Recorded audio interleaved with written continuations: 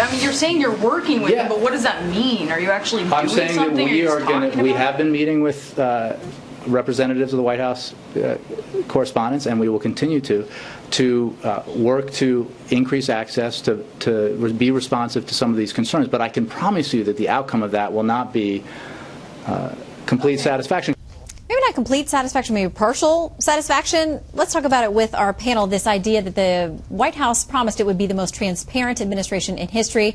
The jury is still out on that. Mara, you were there for some of these discussions with Jay Carney. It depends on what transparency means. The White House Correspondents Association is particularly upset about the fact that the White House feels it's perfectly okay to take a picture, to take a photograph of an event, post it on Twitter or wherever, and that's it. And then the public has access to it. Well, news photographers want to be present. And there's always a tug of war between every administration and the press corps about how much access you can have.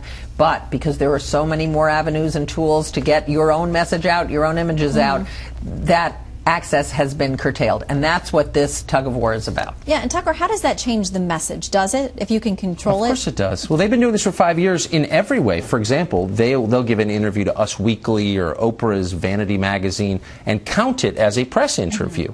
With this softball sort of "why are you so wonderful" hand-holding interviews, and that when Carney releases the list, we sat for this many interviews. I'm sorry, Mademoiselle just doesn't count, but it is of a piece. They're transparently committed to propaganda, and I will say this: the fact that they have suborned all these actors and comedians, that they're entering into partnership with Funny or Die, Will Ferrell's website, or Amy Poehler, to sell Obamacare. I mean, when you have entertainment figures acting as shills for government, like that's kind of getting into Soviet territory. That's not brand new. I'm not saying it's new or not. I'm saying it's disturbing. Yeah, but Obama isn't the only administration that's done this. I can't remember Saturday Night Live actors working on behalf of Bush. Well, yeah, and all of those Republicans in Hollywood shilling for Bush. Okay. I mean, Republicans don't like it when yeah, exactly. That's part of the problem. But what I find ironic about this argument is basically, to my colleagues in the press corps and those who sit in the briefing room every day, I say, welcome to the world the rest of us have been living in for 5 years. I mean, you're just now understanding that the president who made this pledge on the first day of office, an executive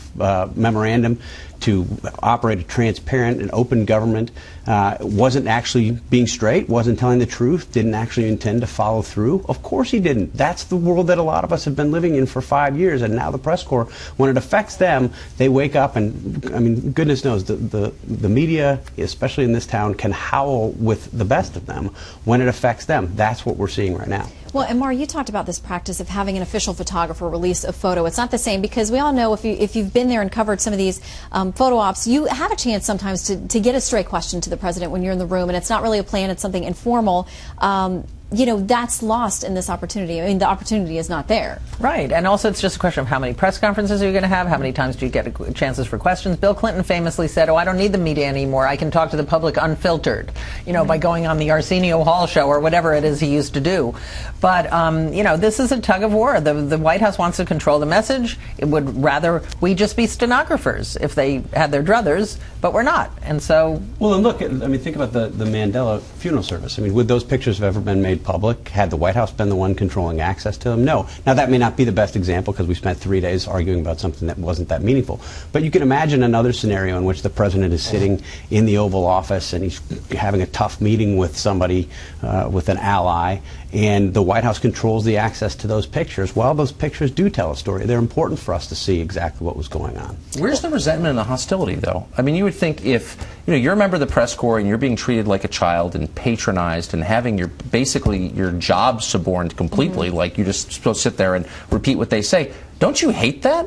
Shouldn't you be saying something? I think we've started to see that. For 5 years this has been going on, patted on the head, and they sort of stare up lovingly. Now they're mad about it, but 5 years in? Like, they're masochists. They are upset now, though. And Jay Carney is taking a lot of heat in the briefings over these specific questions. So they're awake now. But they always journalists always complain about things that affect journalists. I mean, this is what I mean. Where was the moral outrage when journalists were lied to repeatedly about what happened in Benghazi? I mean, the talking points, there was a black and white issue. The White House was not honest with that. Jay Carney from the podium didn't tell the truth repeatedly.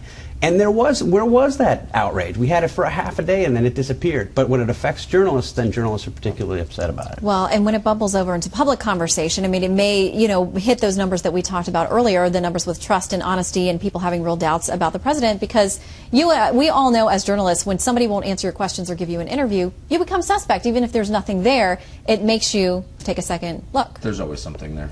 If someone won't answer your questions, there's a reason why. Like, what's the reason? Why aren't you answering my question? Why can't you, speak in plain English and tell me what the answer is? Well, there you have it. Tucker has decided. If you don't take his phone calls, there's something there. Guilty until proven innocent. Thank you, panel.